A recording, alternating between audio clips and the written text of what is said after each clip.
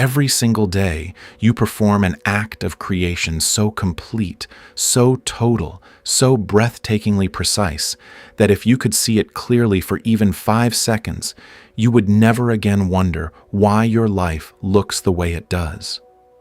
You would not need another technique. You would not need another book. You would not need to sit in another meditation hoping that this time, finally, the universe hears you.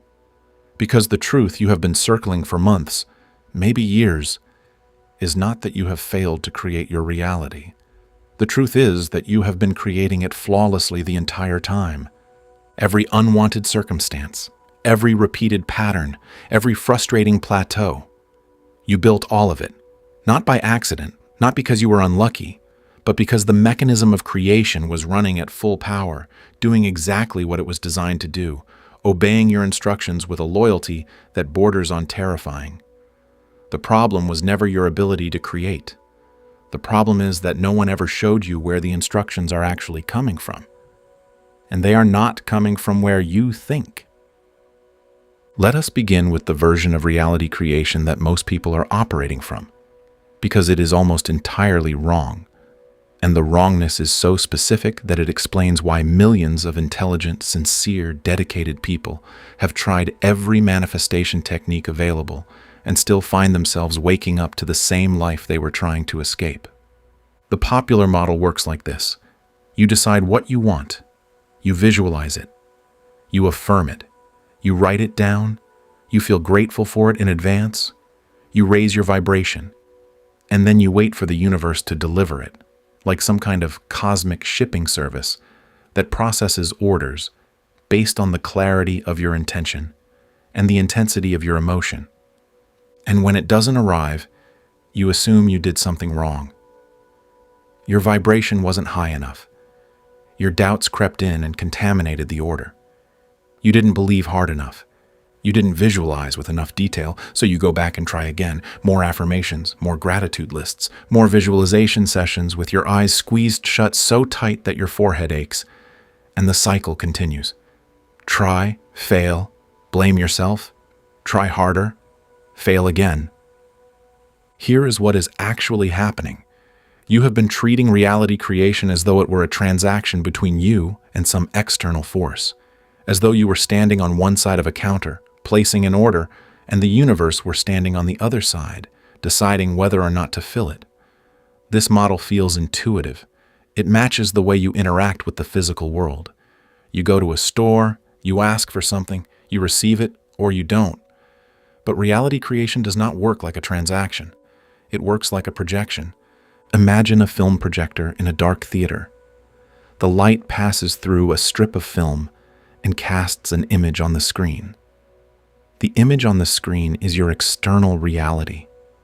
Everything you see, touch, experience, and react to throughout your day. Now, imagine you are sitting in that theater and you do not like what you see on the screen. The image is dark. The story is painful. The characters keep repeating the same scenes over and over. What do you do? If you are like most people, you walk up to the screen and start trying to change the image directly. You push against it. You paint over it. You try to rearrange the shapes with your hands. You throw things at it. You plead with it. And nothing changes. Because the screen is not the source of the image. The screen is the surface where the image lands. The source is the film running through the projector behind you. And until you turn around, walk back to the projector and change the film, the image on the screen will remain exactly what it is, no matter how creatively or desperately you interact with the surface. Your techniques, your affirmations, your vision boards, your scripting journals, these are all attempts to interact with the screen. Some of them might briefly distort the image. Some of them might create a momentary flicker that looks like change. But the projector is still running the old film. And the moment you stop pressing your hands against the screen, the old image returns, sharp and unchanged, because the source was never touched. So the question becomes, what is the film? What is actually running through the projector of your consciousness and casting the image you call your life?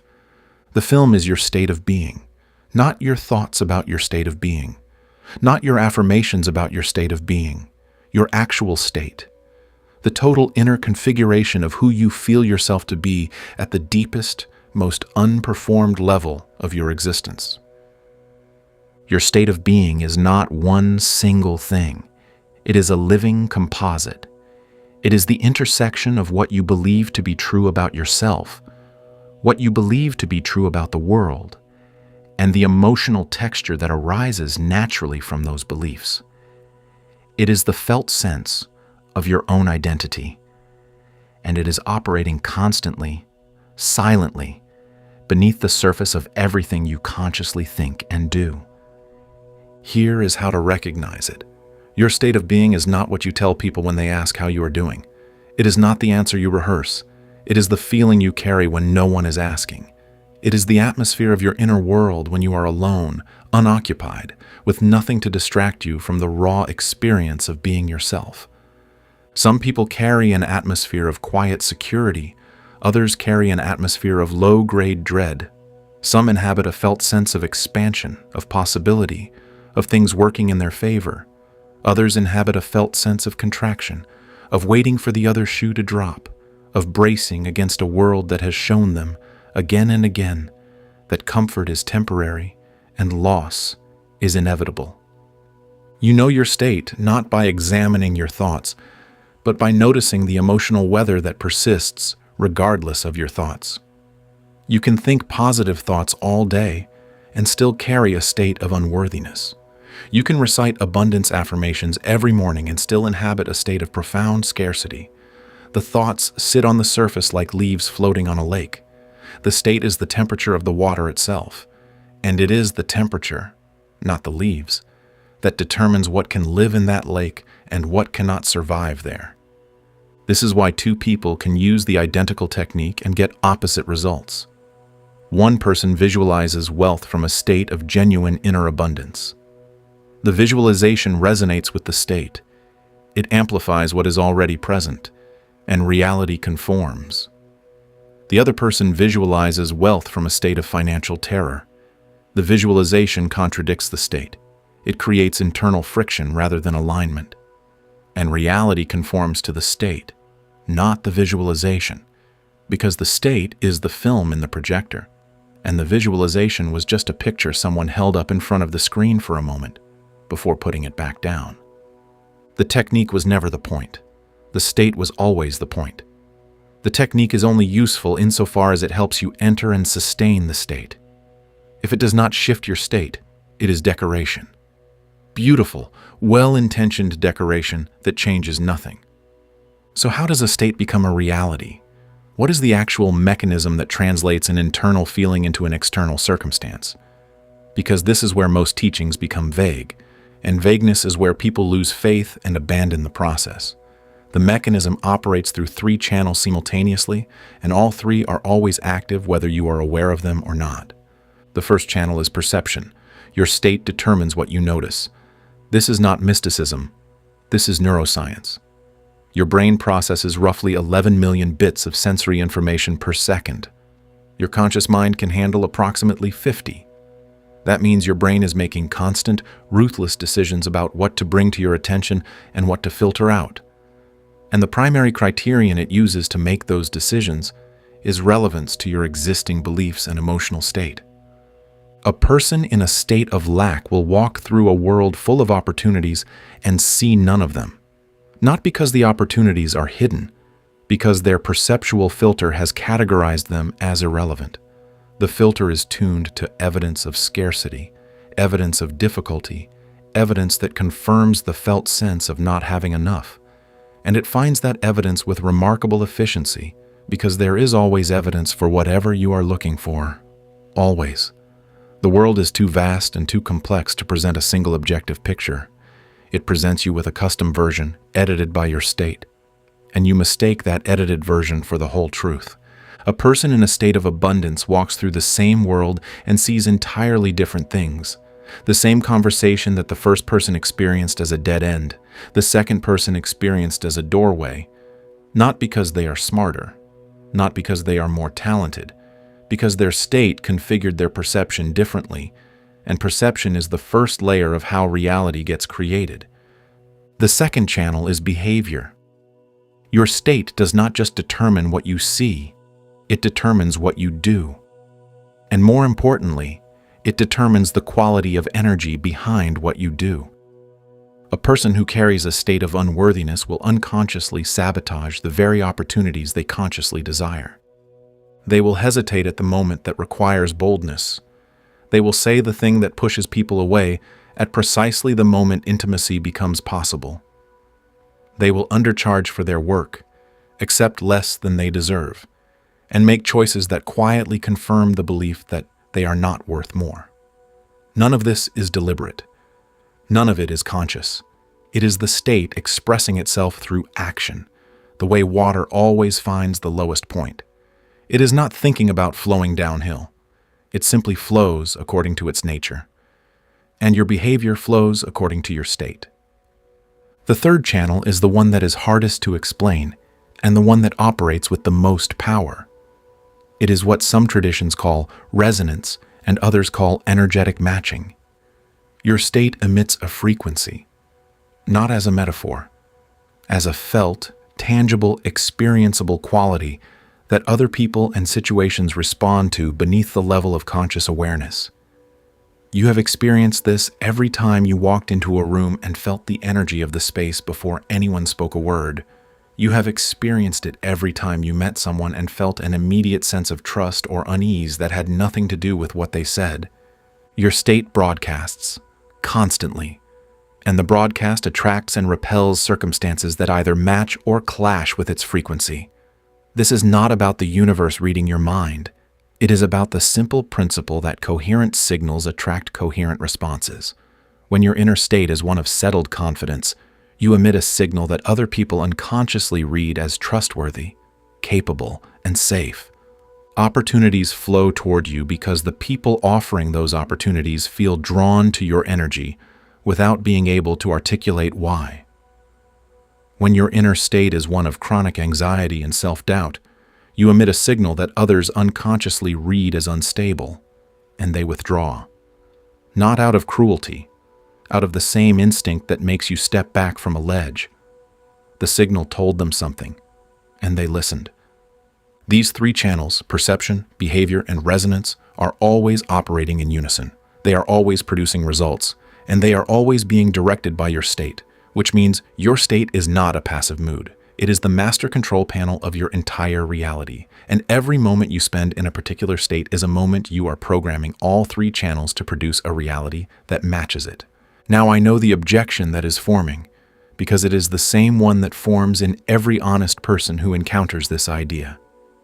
You are thinking, I have been in a good state before. I have felt hopeful. I have felt confident, and nothing changed. So how can you tell me that my state creates my reality when I have had good states that produced nothing? This is a fair question, and the answer is one of the most important distinctions you will ever understand. There is a difference between visiting a state and living in a state. A massive, consequential, everything hinges on this difference. Most people visit the state they want the way a tourist visits a foreign country. They arrive for a weekend. They take photographs, they buy a souvenir, and then they go home. Home is their dominant state, the one they return to by default, the one that occupies the vast majority of their waking hours. The visit was pleasant, but it was brief, and it was never powerful enough to override the signal being broadcast by the state they actually live in. Reality does not respond to your peak moments.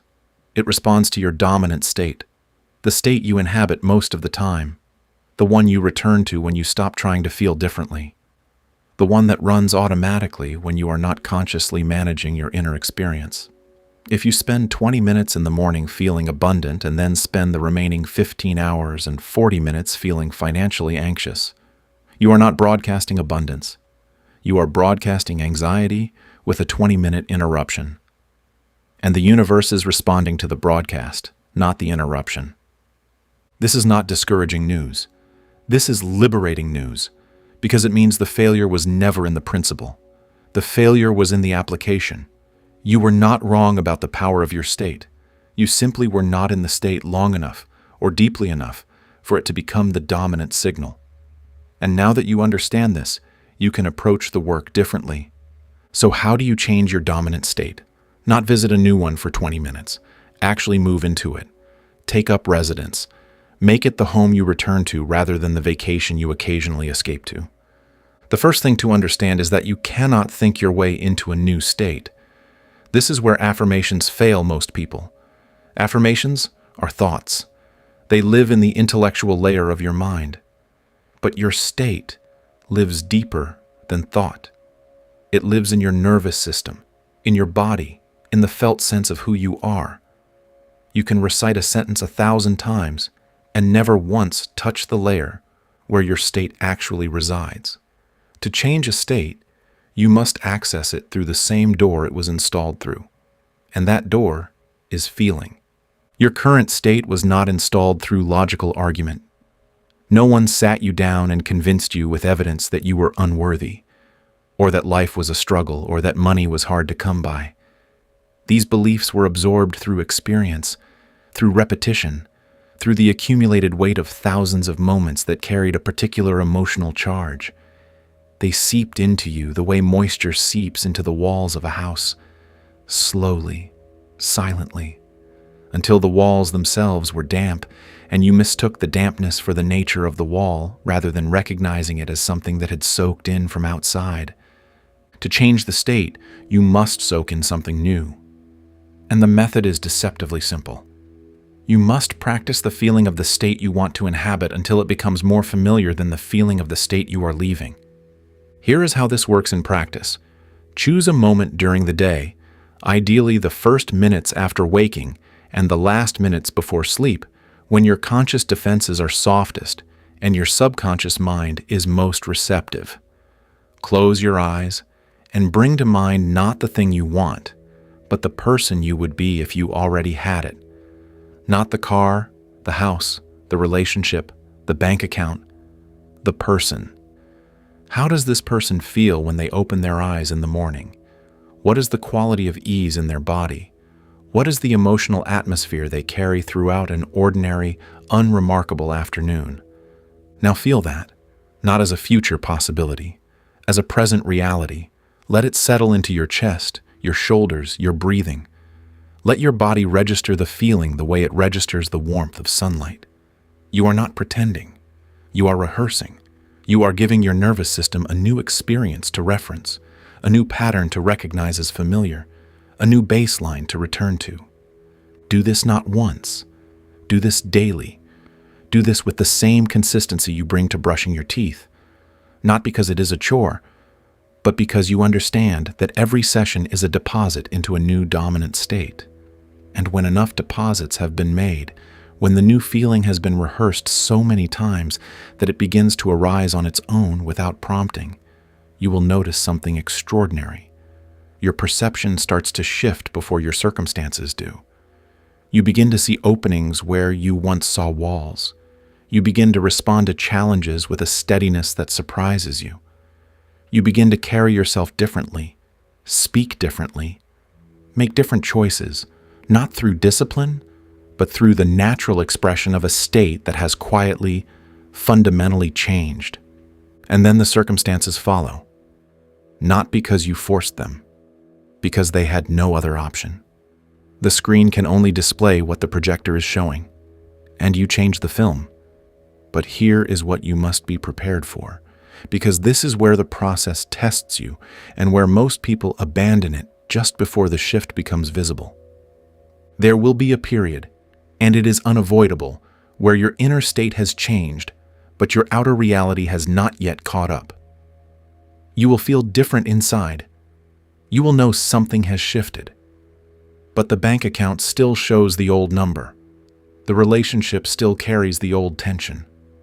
The mirror of reality is still reflecting last month's film because the new one has only just been loaded. This gap between the inner shift and the outer confirmation is the most dangerous period of the entire process, because this is when the old state will make its most compelling case for your return. It will point to the evidence. It will say, "Look, nothing has changed. You felt all those feelings and the world didn't move. This doesn't work. Come back to what you know. And every fiber of your being that has been conditioned to trust external evidence over internal knowing will want to listen, will want to collapse back into the familiar, will want to say, I tried, and return to the old state like a traveler returning to a home they hate because at least they know where everything is. Do not go back. The gap is not evidence of failure. The gap is the delay between changing the film and the screen updating. It is the lag between planting and harvest. It is the space where your faith is not being tested, but forged. Because anyone can maintain a new state when the evidence supports it. The evidence is not the challenge. Maintaining the state when nothing external confirms it, that is the work. That is the practice.